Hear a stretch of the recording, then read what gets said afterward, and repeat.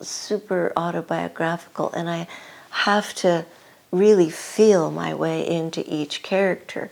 Even the greedy king, there's a part of me that I get it, it's like this nasty, selfish a part of me, but I have to identify enormously with each character and feel just what they're feeling. So it's if I don't have empathy, they won't carry that energy.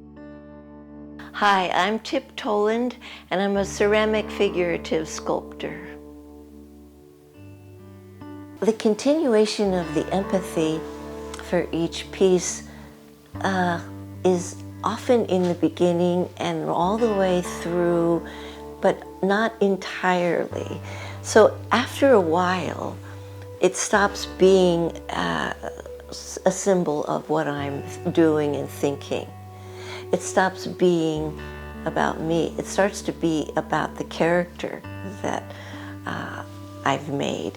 And the character starts to tell me. There's like a feedback. Then we start having like a little bit of a conversation. So I feel a little sometimes how an author might feel, where the character starts to tell them where to go next.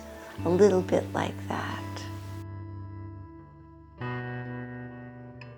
The very beginning of making a piece is always a bit nerve-wracking.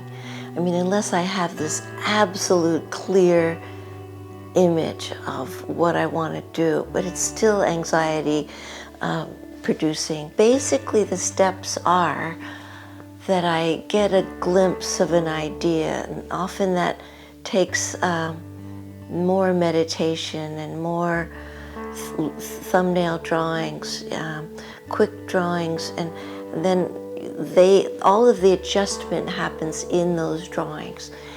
I can tell if the main energy of the piece is there. So every detail doesn't have to be worked out beforehand. Actually, a lot of details come in process.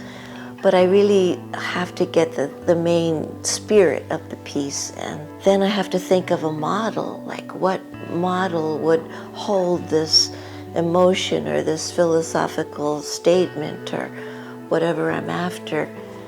And sometimes I just go around the neighborhood and make people nervous when I ask them if I can use them as a model.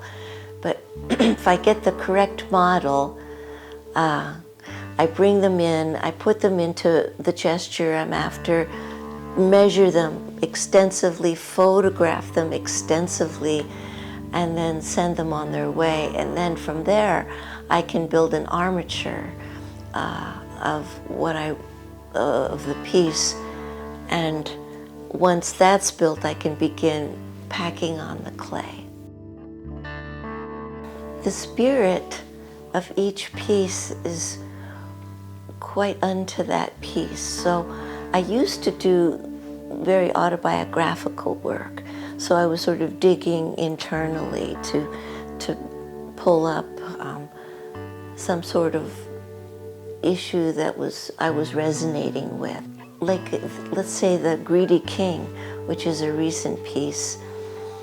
That piece was directly inspired by the political situation, and particularly our former president, Donald Trump, because it just seemed like he was like a fairy tale character.